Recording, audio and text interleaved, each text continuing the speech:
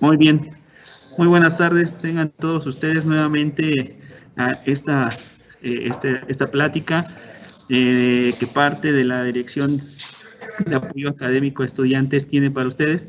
En esta ocasión estaremos hablando con con el doctor Lucio Ordóñez, quien es doctor en Ciencias Sociales, es campeón nacional de oratoria y campeón estatal de debate político. En esta ocasión nos estará hablando, pues bueno, de técnicas para hablar en público. Y pues le agradecemos mucho la participación, doctor. Le cedo el micrófono y la pantalla y podamos continuar con su exposición, por favor. Con todo gusto, muchas gracias, maestro César Barrientos, por esta presentación. Para mí es un gusto poder dirigirme a ustedes en esta ocasión con esta charla que vamos a tener sobre técnicas para hablar en público, cómo hablar en público. La idea es que esto se convierta precisamente en eso, en un diálogo, que si ustedes tienen dudas, pues las compartan por medio de la herramienta del chat y nosotros al final vamos a dar lectura a las dudas que ustedes expresen. Para mí será un gusto poder apoyarles, poder participar de esto. Agradezco a la Dirección de Apoyo Académico a Estudiantes y Egresados por esta invitación para estar el día de hoy con ustedes. Para mí siempre es una oportunidad para poder compartir algo de lo que en ese sentido hemos aprendido con el tiempo, con los años, con la experiencia. Y en ese sentido vamos a iniciar ya con nuestra presentación.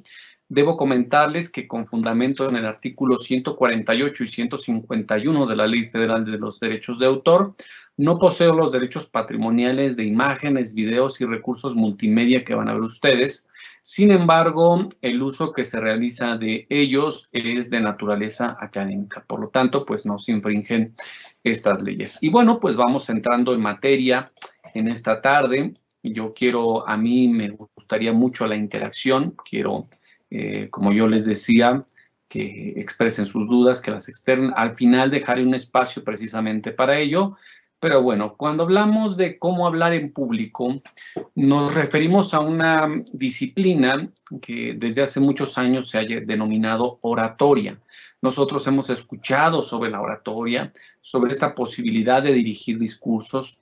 Hay quien escucha la palabra oratoria y piensa en una presentación que es más como digámoslo así, como un soliloquio, como un monólogo, en el que la persona que habla da su discurso, hay una modulación de voz, hay mucho ademán, y lo pensamos en las ceremonias así frente a todas las personas, en las explanadas, en los eventos conmemorativos, estos discursos que presentan, en este caso, los políticos frente a las demás personas, pero no nos damos cuenta que la oratoria tiene un componente que es más universal, un componente que nos aplica a todos, y ese componente que nos aplica a todos, o ese concepto con el que se relaciona, es el de la comunicación. Todos los que me escuchan, todos los que están asistiendo a esta plática, en este momento están participando de esta comunicación. Lo que yo estoy haciendo ahora es lo más parecido un poco a esto que yo les decía, este concepto de oratoria, ¿no? Yo estoy dando mi discurso, ustedes por lo menos en este momento no interactúan conmigo, no están hablando, pero sí interactúan conmigo en la medida en que al observar esta presentación, esto tiene un efecto en su persona, ¿ok?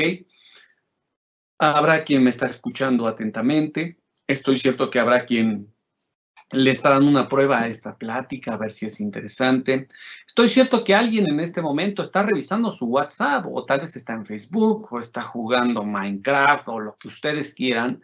Pero bueno, creo que lo más valioso de esta plática es el hecho de llevarlo a mi historia de vida, de llevarlo a mi trayectoria. ¿Qué es lo que yo hago y cómo la oratoria y la comunicación se relacionan? Un concepto de oratoria que quiero compartirles es aquel que daba uno de los más grandes oradores del siglo pasado en México, el maestro José Muñoz Cota Ibáñez. Él decía que la oratoria es el arte de hablar en público con verdad, belleza y bondad. Uno escucharía esto y diría, oye, pues entonces hablar en público tiene una carga ética, moral, porque estamos hablando de verdad, belleza y bondad. Bueno, Primero porque la verdad es importante y más para quien estudiamos una disciplina científica. Cuando estamos en la universidad, nosotros estamos hechos, en el ámbito de la investigación, para conocer esa verdad. Todo lo que transcurre en nuestros años de educación universitaria es una discusión sobre esa verdad. Conocemos la verdad de nuestros docentes. A veces son perspectivas distintas, a veces son conocimientos distintos, pero el gran objetivo es saber aquello que en efecto se corresponda con la realidad. Es un concepto de verdad. La verdad es lo que se corresponde con la realidad. ¿Y qué es la realidad? Todo aquello que me rodea. Yo estoy aquí rodeado de realidad, cada uno de ustedes, y la percibimos según nuestros conocimientos, nuestra experiencia. Belleza, porque nadie se va a sentir atraído si lo que tú dices no es bello, no atrae, no seduce. Y me gusta mucho esa palabra porque seducir implica que alguien te puede conducir. No lo veamos en términos eminentemente de cortejo, ¿no? Porque uno escucha la palabra seducir y dice, oye, ¿de qué estás hablando? No, en el sentido de que voy a hacer que mi discurso sea atractivo, en el sentido de que voy a hacer que te intereses en lo que digo y que además, ¿sí? Hagas lo que yo quiero que tú hagas, pero desde una postura ética. Por eso el discurso tiene que ser bello, tiene que llamarme la atención. Escuchen ustedes lo que yo digo y hago modulación de voz. No todo el tiempo estoy hablando arriba, tampoco todo el tiempo es como un susurro, ¿ok? Ni tampoco todo el tiempo es en un tono medio, sino que hay modulaciones. Y esto hace del discurso algo atractivo. Es lo que tenemos que hacer. Bondad, porque buscamos eso, lo bueno, lo deseable. ¿Qué buscas tú cuando hablas con los demás? Pues algo bueno o deseable para esa persona o para ti. Y aquí es donde vemos que esta cuestión de la comunicación y de la oratoria trasciende lo puramente formal o lo que pudiéramos encasillar en algo que observamos allá afuera, ¿no? No es el hecho del que está dando una conferencia en una ceremonia, en un evento público, es que la oratoria y la comunicación están presentes en nuestra vida cotidiana, en todos los ámbitos. Si yo les hablara del ámbito familiar y viésemos esta imagen, ¿qué podrían decirme ustedes que les comunica? Porque aquí hay una comunicación, hay un mensaje. ¿Quiénes están hablando? ¿Qué relación tienen? ¿En dónde están? Quizás un padre y es un hijo, ¿no? El hijo está escuchando por la posición de su rostro, está como pensativo, ¿no? Está en una posición cómoda porque está en una cama. Yo pienso que ha de ser su cuarto. Su papá lo toma del hombro, le está hablando, están en un mismo nivel porque están sentados a la misma altura. Aquí vemos un acto de comunicación. Y todo lo que ustedes hacen y todo lo que yo hago cuando hablo o cuando no lo hago, porque no solo con mis palabras comunico, sino con mi gesto, con el movimiento de mis brazos, con mi cuerpo, ya estoy diciendo algo. La manera en que camino, cómo llego a un lugar, todo está diciendo algo de mí. Entonces debo permanentemente preocuparme sobre lo que estoy comunicando. Y aquí hay comunicación. Entonces con mis padres tengo que hablar. Cada que yo hablo emito un discurso. Ese es otro concepto que es parte de mi mensaje. Todo lo que yo digo es un discurso. La gran pregunta es, ¿qué tan buenos discursos sabemos hacer?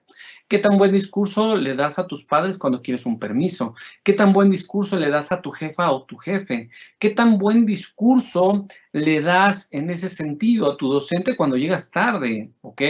¿Cómo convences a las personas de que tú eres la persona ideal para hacer un trabajo, en una contratación? Al final de cuentas, en todo momento debemos hablar. Si no hablas, es como si no existieras. Llévense este pensamiento. El que no habla es como si no existiera. Entonces, cuando estamos en clase y el profesor pregunta, ¿alguien tiene una duda o algo que comentar? Y nadie responde, es como si solo fuera el profesor el que está en la clase. Y nos estamos negando a aprender, porque si no hablamos, nunca vamos a aprender, ¿ok? En el ámbito personal, ¿qué le sugeriría esta imagen? ¿Cómo es este tipo de relación? ¿De qué están hablando? ¿Qué piensa la chica? ¿Qué le está diciendo el joven? ¿Por qué la chica se toma el labio de esta manera, con su dedo índice? ¿Por qué el joven la mira fijamente? ¿Por qué ella arquea, en este caso, sus cejas, ¿no? ¿Por qué está arqueando las cejas? Este signo de interrogación pues nos sugiere algo, ¿no? Duda, no estoy comprendiendo, ¿qué me estás diciendo? Quiero averiguarlo. O simplemente es un poco esa muestra de lo que coloquialmente conocemos como que el verbo mata carita o una cosa así, alguien lo ha dicho.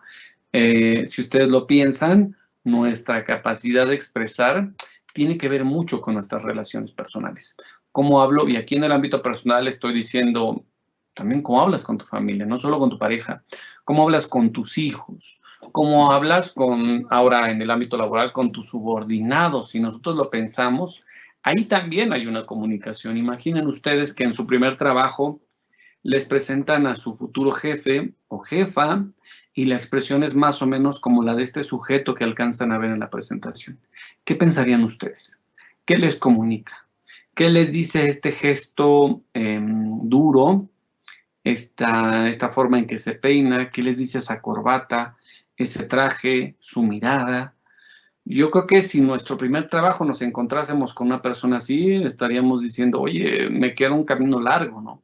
Porque el gran asunto es cómo logro yo lidiar con una persona que quizá puede ser intransigente. Y ojo, digo quizá porque a veces las personas tenemos un rictus permanente que demuestra que está comunicando algo, pero en la realidad no somos así, ¿no? Entonces el profesor se puede ver así como que en la primera clase, los ojos, el rostro, pero cuando empieza a hablar contigo, ¿qué onda? ¿Cómo estás? Qué gusto saludarte, ¿no? Y empieza a sonreír. Y entonces cambia toda la perspectiva. Tú pensabas que iba a ser una clase aburridísima y de repente el profesor hace modulación de voz, el profesor llega a hablar contigo, hay un ambiente en el que todos pueden expresar lo que piensan, se pueden contar chistes, alguien canta, no lo sé. Habría que buscar cómo generar esos ambientes, pero piensen en el ámbito laboral, ¿qué implicaría esto? O en su caso, que pues no tienen un jefe así, si tuvieran compañeros como los que se ven también en la presentación, ¿no? Que estuviéramos en un ambiente más creativo, dependiendo de nuestra disciplina, en el que es un poquito más relajado, en el que todos podemos participar. A mí me parece, y eso es lo que me comunica la imagen que ustedes están viendo. Entonces, en el trabajo va a ser fundamental. ¿Cómo voy a lidiar con las personas? ¿Cómo voy a lidiar con aquellos a quienes tengo que darles mi discurso en este caso? Y entonces ahí es donde es importante que nosotros tengamos los elementos para expresarnos adecuadamente. En el ámbito de lo profesional, aquí es donde viene una pregunta que voy a hacerles a ustedes. Y esta pregunta es importante, porque al final esto del hablar en público va a impactar en un ámbito de su desarrollo, pero también en el de su desempeño, en el desempeño de su profesión. Y yo les preguntaría, ¿es lo mismo ser profesionista que ser profesional? ¿Se puede ser profesional sin pasar por la escuela? Creo que este es un concepto hacia el que vamos. Esto es cómo me veo yo como todo un profesional. Si puedo comunicar bien mis ideas, si además conozco cuestiones sobre mi indumentaria, sobre la imagen que proyecto, pues entonces puedo conseguir que las personas perciban de mí lo que yo quiero que perciban de mí, pero quiero lucir como un profesional. La gran pregunta es, ¿se puede ser profesional sin una licenciatura? Vamos a ver a menudo que hay distintas respuestas a esta pregunta. Pero la pregunta que yo quisiera que ustedes hicieran en este momento es, ¿qué es lo que yo tengo para ofrecer en el camino de lo profesional? ¿Qué hay en mí que puedo ofrecer a los demás? Y por los demás me refiero a todos aquellos que te rodean, que te hagan ver como un profesional. ¿Qué formación tienes? ¿Cómo te has preparado? ¿Sabes expresarte frente a los demás? ¿Sabes resolver problemas? Una de las grandes cuestiones aquí tiene que ver con eso. ¿Cómo podemos resolver los problemas? Porque, a querer o no, en el lugar en el que nos contraten, siempre será recurrente el hecho de que lo que vamos a hacer es resolver problemas. Si tú no has tenido acercamiento alguno al ámbito profesional mientras estás estudiando, la gran pregunta es, ¿cómo te vas a llegar de esas habilidades o cómo las vas a desarrollar? Por eso es importante que tú pienses en qué tienes que hacer para potencializar tu profesión. Y lo que yo te estoy dando el día de hoy es una herramienta insustituible. Existen algunos estudios que han sido aplicados a estudiantes universitarios, como el que ahora van a ver, que están viendo en la pantalla. Un estudio en el que se les preguntaba a los jóvenes universitarios, en este caso, cuáles eran las competencias más importantes en el ámbito laboral del desarrollo de su profesión. Esto es, ¿qué esperan allá afuera de mí como profesionista? Y este fue un estudio que se realizó por las doctoras Edna Luna Serrano, María del Consuelo Valle Espinosa, Cecilia Osuna, en una universidad mexicana, en el que a una muestra de 2.756 estudiantes se les pidió que jerarquizaran, ¿sí?, cuáles eran los rasgos de un buen profesional, así como lo están viendo ustedes. Este artículo pueden encontrar en internet, lo buscan así, los rasgos de un buen profesional en Google, le ponen .pdf y encontrarán estos resultados. Entonces, ¿qué competencias o sobre qué competencias les preguntaron a estos estudiantes? Les preguntaron sobre competencias cognitivas y técnicas, veamos algunos de los rasgos: conocimiento, formación, preparación, formación continua, innovación y superación, competencia técnica. Les preguntaron sobre competencias sociales, compañerismo, comunicación, saber trabajar en equipo, ser trabajador, competencias éticas, responsabilidad, honestidad, ética profesional, respeto, todo esto de lo que se está hablando mucho en esta época, en las universidades, en los tribunales, en las instituciones. Parece que en todas partes nos bombardean con estos conceptos de cuáles son los principios de la institución, cuáles son sus valores. Las personas que integran esas instituciones, ¿respetan o encarnan esos valores? Son preguntas importantes. Y finalmente, las competencias afectivo-emocionales, identificarse con la profesión y la capacidad emocional. Estas preguntas, pues, se hicieron, en este caso, a estudiantes lo mismo de ciencias naturales, ciencias exactas, ingeniería y tecnología, ciencias de la salud. Y vamos a ver un poco de cuáles fueron las respuestas que ellos dieron a estas preguntas. Y veamos, en la jerarquía, hablando de estos rasgos, el lugar número 1, o del lugar número 1 al lugar número 16, con las calificaciones respectivas, así fueron evaluados. Y por lo que ustedes puedan observar en esta tabla, este fue un estudio cuantitativo, cualitativo también, pero por lo que vemos en esta tabla, parece ser que todos o que la mayoría de esos estudiantes le dieron más valor a la responsabilidad como lugar número 1, y veamos esto, a mí me parece importante, la responsabilidad. La responsabilidad la podemos evaluar en términos de decir que la persona responsable es la que responde por sus actos. Ese sería el concepto. Una persona responsable es la que responde por sus actos. Entonces, si nosotros respondemos por nuestros actos, bueno, yo me parece que es un buen rasgo para los estudiantes o para los profesionistas. Pero vamos a ver que en el número 16, ¿qué es lo que nos encontramos? Comunicación. Parece ser que desde una percepción generalizada, por lo menos de los estudiantes a quienes se encuestó, y pudiéramos decir que quizá la situación sea generalizada en el país, nos aventuraríamos a decir eso, la mayoría le da a la comunicación, que es lo que estamos viendo el día de hoy, como una valoración muy baja, ¿no? O sea, no importa al final si no te sabes comunicar. Sin embargo, solo como una comparativa muy sencilla, díganme ustedes cuántos trabajos que encuentras a veces en el periódico o en algún otro medio no dicen como requisito, no establecen como requisito facilidad de palabra. No sé a qué se refieren con facilidad de palabra, pero bueno, así dice.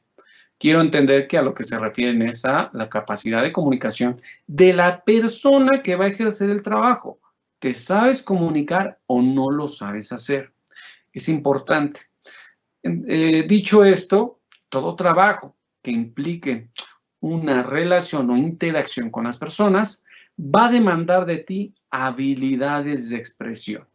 Y ahí es donde tenemos que pensar muy bien sobre esta percepción. Si observamos esta tabla, uno diría, bueno, es que esa puede ser la percepción de estudiantes de tal disciplina, ¿no? Pero veamos que la percepción es generalizada, no importa si son de sociales o son de ciencias de la salud.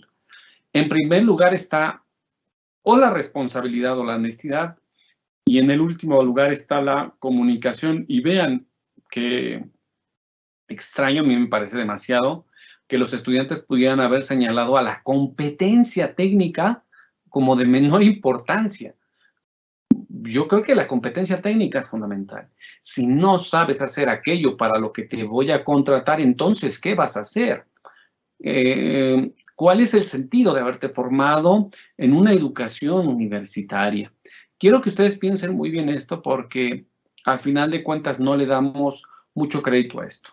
En las aulas, con los profesores, y más en esta época de pandemia en que ahora estamos mediados por la tecnología, yo no estoy frente a ustedes, me encantaría estar frente a ustedes, estamos en un proceso en el que poco a poco estamos pasando a lo presencial, pero si ustedes lo piensan, esto, si de por sí era difícil presencial que todos los estudiantes pusieran atención, ahora mismo, como lo decía al principio, yo no tengo certeza de quién atienda mi mensaje.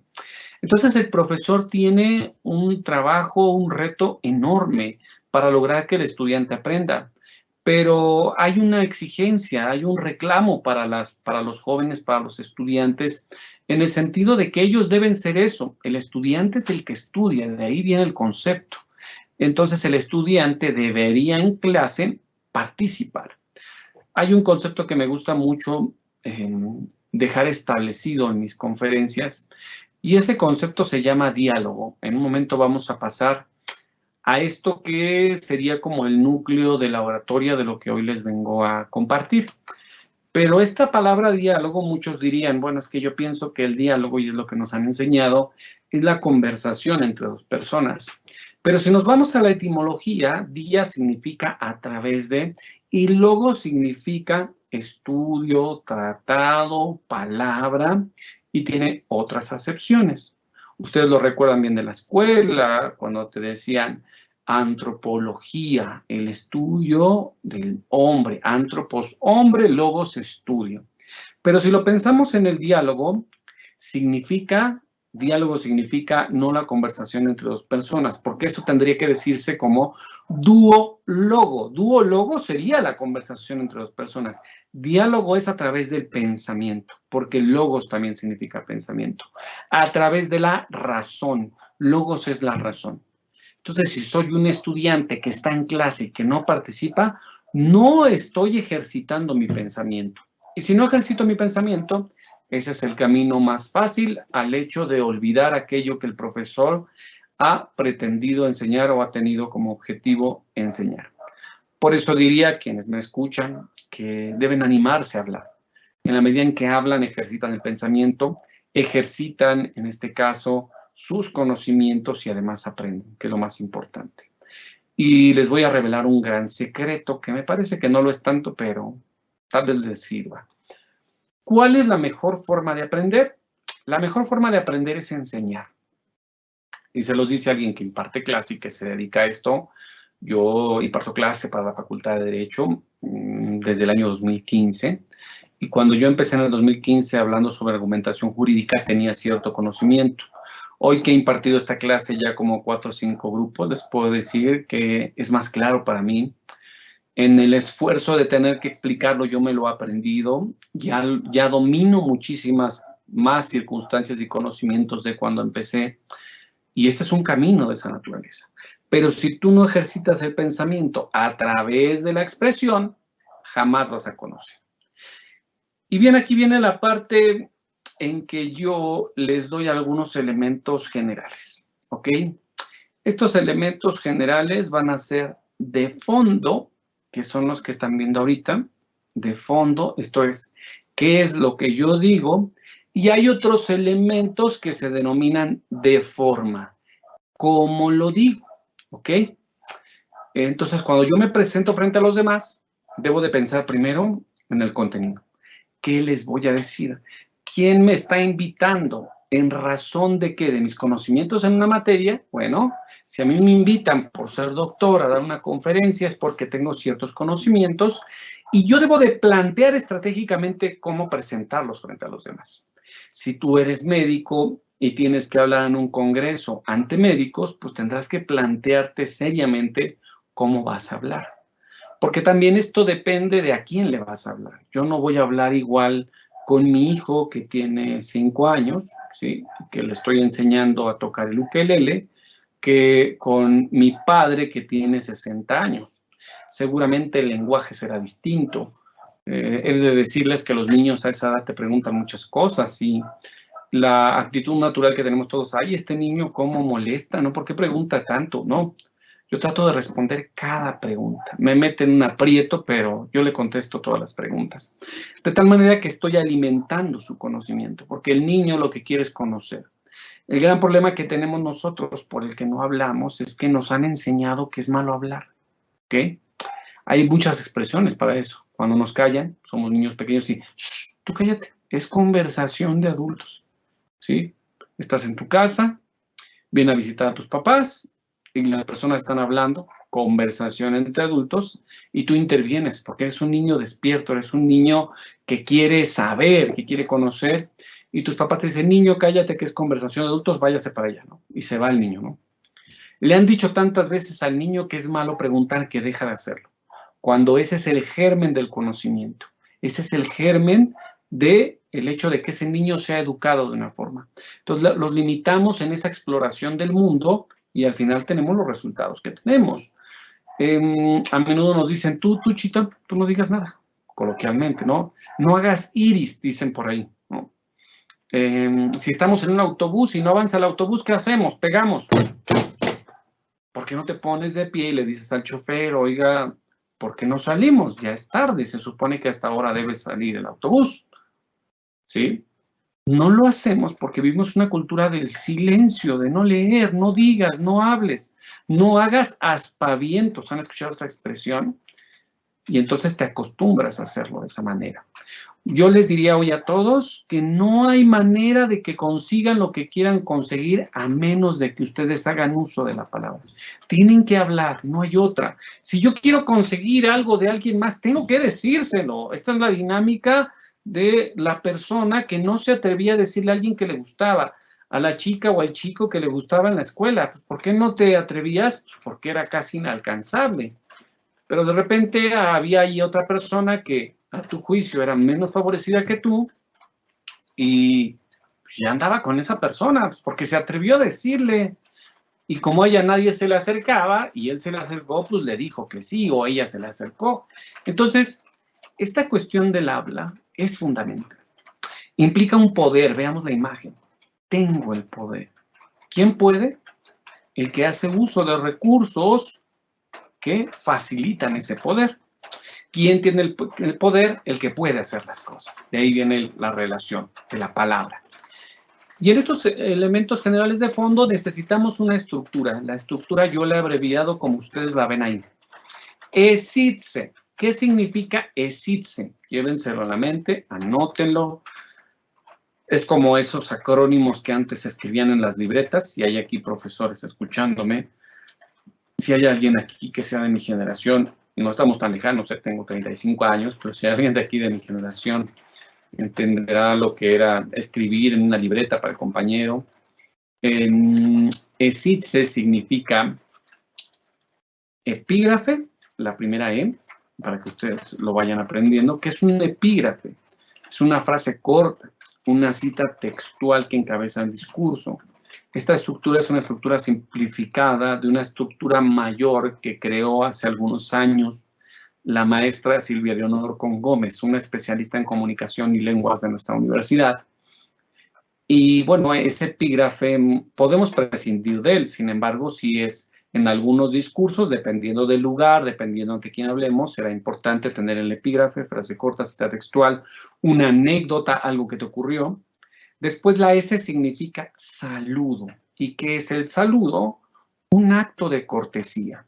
Cuando tú llegas a un lugar, saludas, muy buenas tardes, coloquialmente, ¿no? Cuando tú llegas a tu trabajo, buenos días a todos, qué gusto saludarlos. En esta época, pues un poco de lejos, porque la sana distancia. Cuando tú hablas frente a los demás o llegas a un nuevo lugar al que te invitaron, pues saludas, buenas tardes a todos. Llegas a un restaurante donde te vas a sentar, dices buen provecho. Son actos de cortesía. Entonces, un saludo es importante. Como yo lo hice al principio, saludo a todos los que me escuchan, agradezco a quienes me invitan. Eso fue un saludo. Y como acto de cortesía es importante. Más informal, Hola, ¿qué tal? ¿Cómo están? Más formal, saludo con agrado a quienes me escuchan, es una fórmula. Pueden haber muchas, tú eres la medida de tu creatividad y de tu conocimiento sobre el lenguaje. Y bien, saludo como acto de cortesía. Luego la I significa algo que ustedes conocen muy bien. I, D y C es algo que vienen haciendo desde la primaria, es posible, desde la secundaria. Es una estructura que nos pidieron en la mayoría de nuestros trabajos. Introducción, desarrollo, conclusiones. ¿Ok? Yo tengo que pensar en la introducción, en decir algo que haga que mi auditorio comprenda de dónde viene mi tema. Hablo de los antecedentes de, o hablo del concepto de, si voy a hablar de democracia, digo, ¿cuál es el concepto de democracia? En la introducción. Digo, ¿de qué va a tratar mi discurso? Hay quien dice, bueno, hoy voy a hablarles sobre este tema, y como es un tema histórico de México, lo hablaré en 3 etapas, ¿no? Primero, la independencia, la reforma y la revolución, ¿no? Y nos habla de cómo se va a dividir el discurso. Ese es un contenido que puede estar en la introducción. Cualquier persona en un discurso frente a los demás es mejor que sea ordenado, por eso hacemos estos anuncios. Si yo le digo a los que me van a escuchar, bueno, si ustedes me siguen, vamos a tener 3 momentos importantes de esta conferencia. Un momento en el que hablaremos de esto, un segundo momento de esto y un tercer momento de esto. Es más fácil que todos te sigan. Desarrollo, aquí vienen las ideas más importantes de lo que vas a decir y tienes que pensarlo muy bien. Sea que vayas a hablar frente a tus compañeros en clase o que le vayas a decir algo a tu pareja, a tu novia, a tus padres, tú tienes que pensar, porque esta estructura es para todo, ¿eh? Digamos que eres padrino en unos 15 años, pues esta estructura te puede sacar del apuro. Es una estructura universal. Claro, no voy a hablar igual en una fiesta de 15 años que en una ceremonia conmemorativa en representación de una autoridad. Es muy diferente. Conclusiones. Debo decirle a todos los que me escuchan que concluimos de esto, porque he tratado un tema. De hecho, desde el desarrollo yo pudiera tener una estructura que se llama tesis, antítesis y síntesis. ¿La han escuchado? ¿Qué implica esta estructura? Una tesis. ¿Cuál es la idea más importante que tengo sobre el discurso? Yo quiero que al final quienes me escuchan entiendan que la oratoria es una herramienta fundamental y poderosa del ser humano. Ah, esa es mi tesis. Habrá quien diga que no es cierto, que diga, no, la oratoria no es una herramienta poderosa, es una herramienta de manipulación. Pues esa es su tesis. Mi tesis no es esa. Mi tesis es, la oratoria es esto. La antítesis es lo que otros piensan que no están de acuerdo conmigo. Y la síntesis es el resultado de la confrontación que hago yo entre las dos primeras, entre lo que yo digo y lo que dicen los que no piensan como yo. Claramente en la síntesis digo por qué los que no piensan como yo no tienen la razón, lo demuestro y ahora sí paso a las conclusiones. Y en las conclusiones está este apartado de la última E que significa exhortación. Todo el que dirige un discurso, todo el que habla frente a un público está buscando algo. ¿Qué es ese algo? Bueno, cada uno de ustedes lo sabrá. Si yo quiero que en mi casa me den permiso de irme de excursión el fin de semana, ya soy un joven estudiante adulto, trato de convencerlos. Todos queremos convencer en todo momento. Le doy a mis padres mis razones, ¿ok? Para que me autorice. Me he portado bien, cumplí con la tarea, hizo esto. Ahora, si soy una persona que ya es independiente, digamos así, ya no vivo con mis padres, de todas formas, tengo a veces que justificarme, que tratar de convencer. ¿Cómo convenzo a mi pareja? ¿Cómo convenzo a mis jefes de faltar el día en que pretendo acudir a un evento, ¿no? Un evento en el que estoy interesado? Pues debo saber hacer uso de las palabras correctas, de las palabras que se requieren. Y veamos este segundo elemento que ustedes están analizando y que están observando ahí. ¿Cómo se llama este elemento? Se llama conexión. Este elemento de la conexión se hace a través de la narración. ¿A qué me refiero con la conexión? Espero que no se escuche mucho. Digo, estos días en que llueve, todos estamos expuestos a situaciones como la que me están aconteciendo en este momento. Lo importante es continuar con lo que estamos haciendo.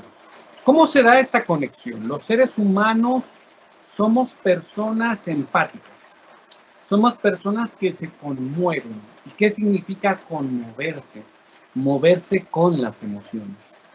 Si yo veo que alguien llora, pues a menos que esté muy endurecido por experiencias de vida, voy a sentir algo. ¿Okay?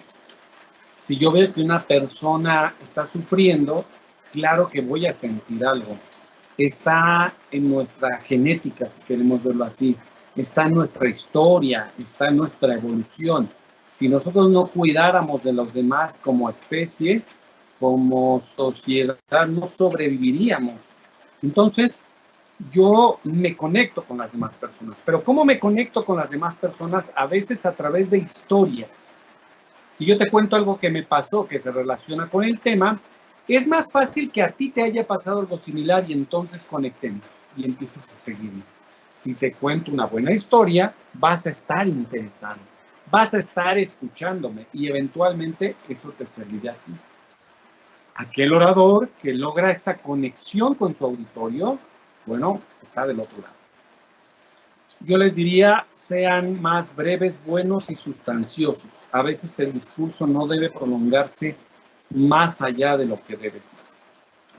Y otros elementos que más bien son de forma. ¿Qué es forma? Todo lo que se alcanza a ver. ¿Qué es lo que ven ustedes en mi persona? ¿Cómo estoy vestido? Mi peinado, mis lentes, el fondo que utilizo, que en este caso es mi biblioteca. Todo esto está comunicando algo en la forma, el corte de mi barba, mi look, si se ve pulcro, si no se ve pulcro, si tuviera la barba cerrada o no, si tuviera en este caso, en este momento, una camisa de las tortugas ninja o tuviera como ahora una camisa blanca y un saco, estaría comunicando cosas distintas. ¿Cómo muevo mis manos? Mis manos en efecto ratifican lo que digo. Ese es el objetivo de la demanda. Y aquí estamos instalados en el primer elemento que ustedes ven ahí, lenguaje corporal. ¿Qué te dice mi cuerpo? Y es importante tratar de leer lo que la mímica, lo que los gestos dicen de la persona. A veces estamos hablando con alguien y la persona asume una posición como esta. Y le preguntas, ¿me estás escuchando? Sí. Y están con este gesto, están con estas manos, molestos, como moviéndose. A ver, ¿me estás escuchando o no? Puede decirme con las palabras que sí me escucha, pero en su gesto me está diciendo todo lo contrario. Me está diciendo que se siente incómodo, que no quiere hablar, está poniendo quizá algún tipo de barrera. Su gesto me está comunicando algo. ¿Qué creen ustedes que comunique un gesto? Yo soy profesor y cuando estoy explicando algo en mi clase, ¿qué es lo que llega a ocurrir? Que alguien de mis estudiantes pone este rostro. O le hace así. O le hace así. ¿Qué dijo? ¿No? Yo entiendo que hay un gesto que está delatando duda. Por eso el que habla debe estar observando a aquellos que lo escuchan. Y donde observe este tipo de rostro, este rictus dubitativo, pues se regresa un poco. A ver, no se comprendió esto, voy a recapitular. En términos distintos, diríamos con un ejemplo que ocurre esto. A y B se conocen y bueno, ustedes saben la dinámica del docente. El docente hace hasta lo imposible por tratar de dejar muy claro aquello que quiere enseñar y hace este tipo de esfuerzos, pero está atento de lo que pasa. ¿Qué pasa en la escuela a menudo? Que tenemos un estudiante que está, pero no está en la clase. ¿Cómo es eso? Alguien diría, ¿qué está hablando? Está, pero no está en la clase. Es el estudiante que tiene algo que les voy a compartir en este momento, que se llama la no mirada. ¿Qué les parece? Según está en la clase, te mira fijamente, pero tú sabes que no está en la clase porque está en otra cosa, ¿no? Mientras puede estar viéndote fijamente, está pensando en los problemas que tiene, en las cosas que va a hacer, en que si se va a ir con sus cuates, en que si va a hacer esto o aquello, está pensando en su WhatsApp, en su Facebook, en la fiesta del fin de semana, en sus problemas que tienen, los problemas que tienen. O sea, al final puede estar pensando en 1000 cosas porque está en la no mirada. ¿Y qué es lo que nos sucede a los docentes a menudo? Que todos hemos aprendido un oficio, el oficio del docente y el oficio del estudiante. ¿Cómo es el oficio del estudiante? Cuando el profesor pregunta, ¿entendieron, jóvenes? Y todos los estudiantes automáticamente así.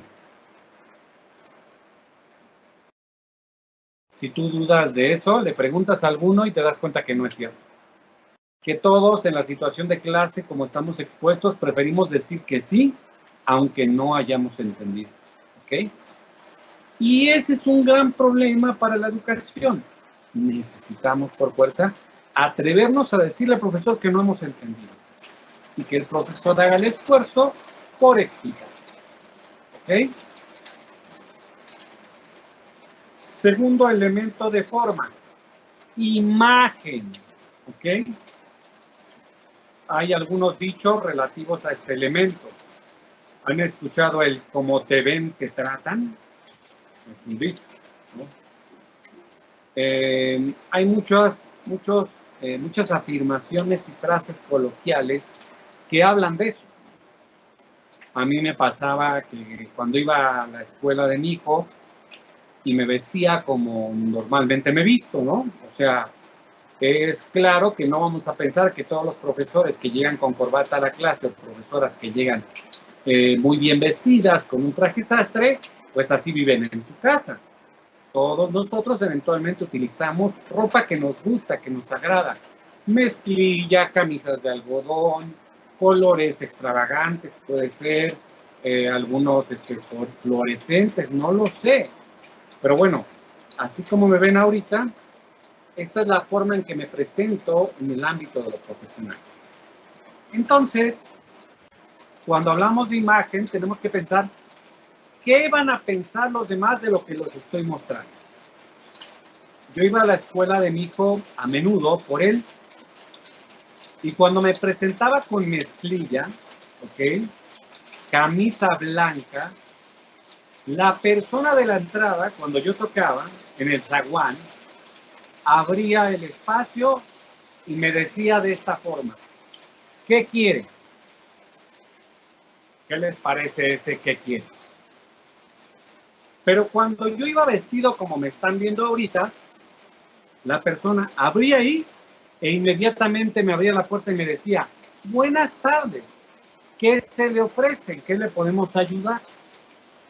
Este es solo un ejemplo de lo que ocurre. Pasaba al salón de mi hijo, llegaba a hablar con la maestra y recuerdo que esa vez, entrando al salón, me ve un niño, un compañero de mi hijo, se planta frente a mí, voltea sus ojos hacia arriba, así son los niños, ¿no? Y me dice así, tomo aire, los niños siempre están tomando aire, quién sabe por qué, pero le hace, ¿es usted licenciado? Así con esa cara que estoy haciendo yo ahora. Imaginen ustedes, ¿no? Es gracioso, pero vean la percepción. Lo que las personas piensan por cómo estamos vestidos. Hay datos de personas que pues, no son, por ejemplo, abogados y tienen que presentarse a un juzgado a llevar un documento porque su abogado no pudo. Se visten así con camisa, corbata y traje. Y cuando llegan al juzgado, desde la entrada le dicen, buenas tardes, licenciado. Y se quedan así. ¿Es a mí? Sí, sí, es a usted. Buenas tardes, licenciada. No tengo ni la primaria, pero me está diciendo licenciado. Por esto que estoy mostrando. Debemos preocuparnos por cómo nos observan los demás. A menudo veo que cuando alguien va a hacer servicio social o prácticas profesionales, a mí no me agrada que lo veamos esto solo como un requisito para terminar la licenciatura. Y veo de repente a estudiantes que llegan tarde al servicio, que van vestidos como se levantaron en la mañana, que van muy informales. Y por el contrario, veo a estudiantes que van vestidos como si ya trabajaran ahí. Llegan puntual, atienden las indicaciones y a menudo me ha tocado observar que esas personas que hacen bien su trabajo, que se ven como si ya trabajaran ahí, terminan trabajando ahí. Porque los llaman, ¿ok? No sabes cuándo haya una oportunidad. Y las personas que vamos llegando les decimos, licenciada, licenciado, buenas tardes. Vengo a esto cuando todavía no tienen la licenciatura. Tiene que ver con esto que les estoy comentando. Elemento número 3, seguridad y decisión. Debemos estar seguros de lo que decimos. ¿Cuál es el camino para estar seguros? Conocer. El conocimiento, la práctica, el que en efecto sepas tanto de tu disciplina como las personas esperan de ti que sepas. Si es un empresario, si es alguien en una institución, si es de iniciativa privada, todos van a estar esperando que tú sepas aquello que en tu profesión se sabe hacer. Pero si tienes problemas respecto de eso, pues bueno, eso no augura un buen resultado. Entonces, cuando ustedes participen frente a los demás, cuando tengan la necesidad de que los observen, cuiden mucho esto y sean seguros en lo que dicen. Veamos esta imagen. De ver solamente la imagen, ¿qué podrían deducir de ella? Yo creo que los que están sentados son estudiantes. Veamos su corte de pelo, cómo están peinados, de cabello. Algunos de ellos tienen, creo que uno de ellos tiene pintado el cabello. Me parece que el lugar es una institución educativa. Hay un escritorio, hay un maletín, hay un joven que está recargado en el maletín, que pudiera ser como un profesor, pero está frente a él o a su lado derecho una profesora que está hablando frente a ellos y que se viste de cierta forma. Yo la veo a ella como la profesora titular y a la otra persona, a este joven, lo veo como si fuera un profesor asistente. ¿Por qué? No trae corbata. La imagen que tiene es un poco más informal, ¿ok? Él es un poco más informal. Veamos su corte de cabello. Veamos el corte de cabello de ella, cómo es muy pulcro. Los dos se ven muy bien, pero los colores que utilizan, ella utiliza un tono más claro arriba, como ven, pero él trae un pantalón color café, claro, caqui o crema. Ella viene vestida. Los colores también comunican algo, ¿ok? Ella está comunicando algo. Veamos su mímica, cómo utiliza las manos. Él simplemente se recarga en el maletín. Como vemos atrás un pizarrón como dibujada una cancha de alguna disciplina deportiva. Pudiéramos pensar que tal vez él es el profesor de educación física. No lo sé, podemos hacer muchas deducciones. Pero bien, piensen ustedes, cuando vamos a hablar frente a los demás, hay elementos que tenemos que considerar. Y si nosotros consideramos esos elementos, vamos a estar del otro lado. Voy a permitirme reproducir un audio. A mí me gustaría que ustedes puedan tratar de observar los elementos que yo les di en este discurso de una película que seguramente ustedes conocen. Es una película de Rocky Balboa. Lo van a escuchar mejor porque voy a silenciar mi micrófono y solamente van a escuchar el sonido de mi equipo. Ahí va.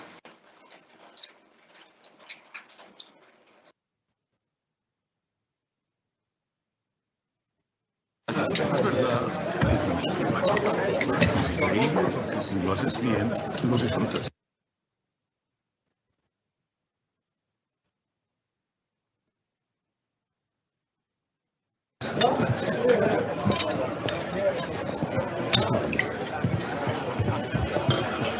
¿Cómo estás? Qué bueno que vienes. Quiero hablar contigo. ¿Sí? ¿Podría ser afuera?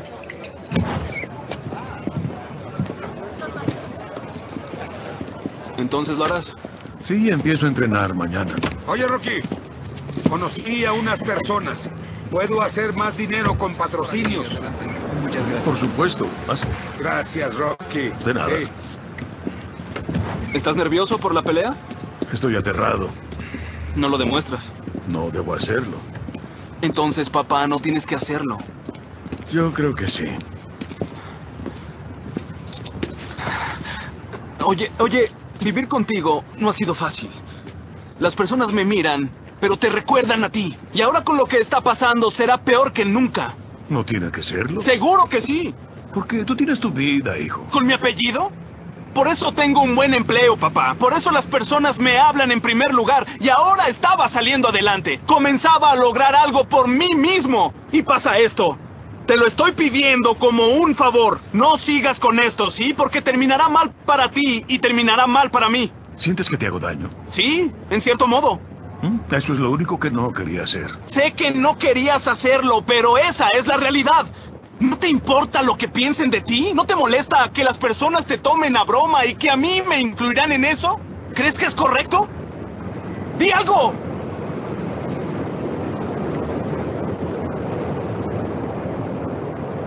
No vas a creer esto.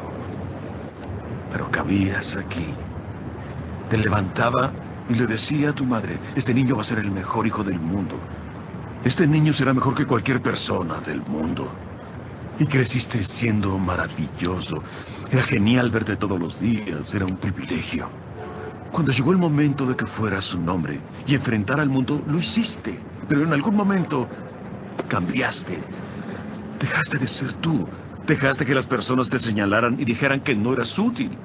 Y cuando se volvió duro, empezaste a buscar a quién culpar, como a una sombra. Te diré algo que ya sabes. El mundo no es un arcoíris y nubes rosas. Es un mundo malo y muy salvaje. Y no importa qué tan rudo seas, te pondrá de rodillas y te dejará así permanentemente si lo dejas. Ni tú, ni yo, ni nadie golpeará tan duro como la vida. Pero no importa qué tan duro lo hagas. Importa lo duro que resistas y sigas avanzando. ¿Cuánto resistirás y seguirás avanzando? Así es como se gana. Y si sabes cuánto vales, sal a buscar lo que mereces, pero debes ir dispuesto a que te den golpes y no a culpar a otros y decir, no soy lo que quiero ser por él, por ella o por nadie. Los cobardes lo hacen y tú no lo eres. Tú eres mejor, hijo.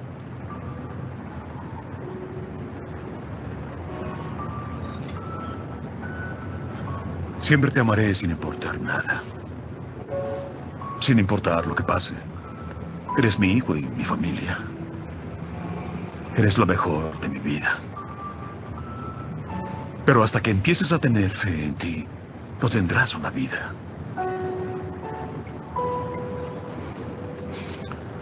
No olvides visitar a tu madre.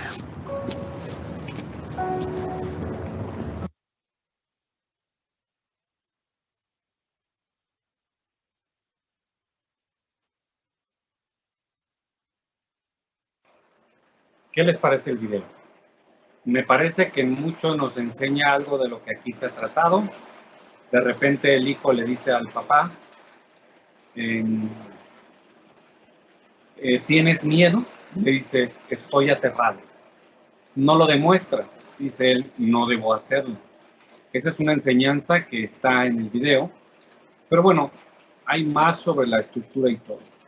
En este momento, pues doy por concluida esta conferencia, esta plática. Me gustaría mucho saber si ustedes tienen algunas dudas. Gracias, saludos maestra Jenny Angélica, que está aquí conmigo. Si existe una duda, con todo gusto yo la respondo. Gracias. Buenas tardes, maestro, doctor Lucio. Pues sí tenemos muchísimas dudas, muchísimas. Tenemos muchísima participación de nuestros estudiantes y vamos a empezar con algunas de ellas. Por ejemplo, Marisol San Juan Flores nos comenta, considero que preparar el contenido, tener una estructura y luego externarlo suena sencillo, pero entonces, ¿qué o cómo se lidian con las emociones en el momento que uno tiene que hablar? Muchas gracias, maestra. Creo que esto es una práctica. Yo no supero el temor a hablar frente a los demás si no es que lo practico, ¿ok? ¿Cómo quieres enfrentarte a un auditorio? Primero teniendo este conocimiento. Esta es una de las primeras pláticas que yo ofrezco. Hay pláticas en específico sobre expresión corporal, pláticas en específico cómo superar el miedo escénico. En algún momento, si ustedes me invitan, con todo gusto vuelvo a estar aquí. Pero yo les adelantaría a ustedes que tiene mucho que ver con la práctica, porque primero tenemos que superar ese miedo natural, porque nos sentimos exhibidos frente a los demás. Se nos borra el cassette, me pongo nervioso, empiezo a sudar, sonrío, ¿no? Hay quien está tan nervioso que se queda así hablando todo el tiempo. Y pudiera ser una situación en donde no debes sonreír, pero tú sonríes. ¿Por qué? Porque estás nervioso. Empiezas a sudar, se te revuelve el estómago. Hay quien le da vértigo y se ha desmayado frente a los demás. No es sencillo, pero se aprende a superar. Yo debo decirles que desde pequeño, desde que estaba en la primaria, empecé con declamación, de esas ocasiones en que la maestra de español te decía, oye, pues te vas a aventar tú a dar este poema frente a todos los compañeros, ni modo. Así participé. Después participé en oratoria, empecé a tener experiencias como maestro de ceremonias, concursé en certámenes. A la fecha, yo creo que una de mis grandes virtudes, les puedo señalar así, es el poder expresarme. Y mucho de lo que he hecho hasta este momento, que ustedes escuchaban en la presentación al principio, yo se lo debo a tener una buena expresión. Yo les diría, practica en todas partes. Antes de presentarte frente a un público, en tu casa, con algún familiar, si vas a dar una exposición, dale la exposición al familiar, pregúntale si te entendió. Si tú puedes explicarle a un niño que tenga 10 años y te entiende muy bien, va a ser más fácil explicarle a los compañeros de tu licenciatura, de tu prepa, en donde estés. Pero tienes que pasar por esa práctica. Listo, maestra. Muchísimas gracias. Antes de pasar a la siguiente pregunta, está en el chat ya la lista de asistencia, el link. Por favor, regístrense para que quede asentada su asistencia a esta plática. Tenemos otra pregunta, doctor, de Esperanza Palma. Y bueno, primero que nada lo felicita por la plática del día de hoy, que es muy interesante. ¿Y qué se puede hacer cuando notamos el desinterés o aburrimiento de nuestros escuchas? Ok, esa es una gran pregunta, Esperanza. Es una pregunta, podríamos decir, avanzada, pero bueno, ni tan avanzada porque a veces nos ocurre. Creo que el hecho de observar el desinterés en nuestra plática depende mucho de cómo estemos presentando lo que vamos a presentar. Es decir, a menudo nosotros pensamos que lo que nos gusta a nosotros le va a gustar a los demás. Entonces hago un discurso y digo, esto me gusta. Sí, mira, deja esto porque me encanta. No, quita eso. Supongamos que tengo ayuda de alguien y le digo, no, quita eso, eso no me gusta, no me va a gustar cómo suena. Pero estoy pensando en mí, pero no estoy pensando en los que me van a escuchar. Debemos de estar pensando permanentemente en el que me va a escuchar. Si yo pienso en él, cuál es su perfil, qué es lo que conoce, qué es lo que interesa. Si yo sé que los seres humanos somos emocionales y mi plática no es solamente aburrida y todo un momento estoy hablando con este tono y tengo unas diapositivas en que pongo toda una cuartilla de texto y nada más la estoy leyendo, pues eso lo puede hacer todo tu auditorio puede leer. Pero si además de eso tú modulas la voz, gesticulas, haces cambios, de repente te emocionas y eso se ve en todo lo que haces. Tu rostro, tu gesto, les aseguro que ese auditorio te va a estar escuchando. Pero si tú estás así y estás dando tu discurso, tenemos que observarnos frente a un espejo. Obsérvate frente a un espejo. Que ya estás en el lugar y ya ves que las personas no te están poniendo atención, pues cambia la estrategia. Modifica el tono, modifica el contenido. Ya no sigas hablando de lo que estás hablando porque los está cansando. Creo que es una circunstancia de lo que hacemos en el momento y de cómo lo preparamos previamente. Gracias, Esperanza, por tu pregunta. Muchas gracias, doctor. Casi estamos sobre tiempo y vamos a dar paso a la última pregunta de Yasmín Itzel Flores. Ella nos pregunta cómo podemos hacer para nuestra imagen, para mejorar nuestra imagen, si no estamos acostumbrados a vestir formal. Perfecto. Muy bien, Yasmín. Bueno, primero que otra cosa, no es una situación sencilla. Esto demanda incluso de la intervención de ciertos profesionales que se dedican a esos temas. Si quieres conocer un poco de esos temas, y quien quiera buscarme en Facebook, estoy como Lucio Ordóñez. Mi esposa se ha dedicado a esos temas desde hace un tiempo, van a encontrar ahí su nombre, y ella desarrolla un poco también contenidos de esa naturaleza. Es un conocimiento que implica conocerse internamente, o sea, quién soy yo en lo interno y cómo eso interno se expresa hacia afuera, en mi manera de vestir. Hay personas que si les dices, pues ponte un pantalón de mezclilla, te van a decir, oye, ¿yo mezclilla? Ni lo pienses, yo no uso mezclilla, ¿no? Habrá personas que mi esposa ha asesorado a muchas personas y de repente le dice, en cuanto a las sombras, es uno de los temas, ¿no? ¿Cómo tiene que ponerse las sombras? Y la persona le dice, no, es que a mí me gusta que se note, ¿no? Bueno, Ese es un tipo de estilo. Y hay quien dice, no, yo quiero que sea muy discreto. Ese es otro estilo. Maquillaje, ¿cómo tiene que ser el maquillaje? ¿Te gustan las prendas de color negro? ¿Te gustan las camisas que tienen flores? ¿Te gustan las prendas ajustadas, entalladas a tu cuerpo? Eso habla de un estilo. Y lo que necesitas, y es el trabajo que hacen quienes se dedican a estos temas de imagen, de decirte a ti cuál es tu estilo, qué colores en la indumentaria quedan muy bien con tu tono de piel. Esto es importante, porque si con mi tono de piel, que es de un tipo, yo utilizo un tipo de color, me va a hacer ver más viejo, ¿ok?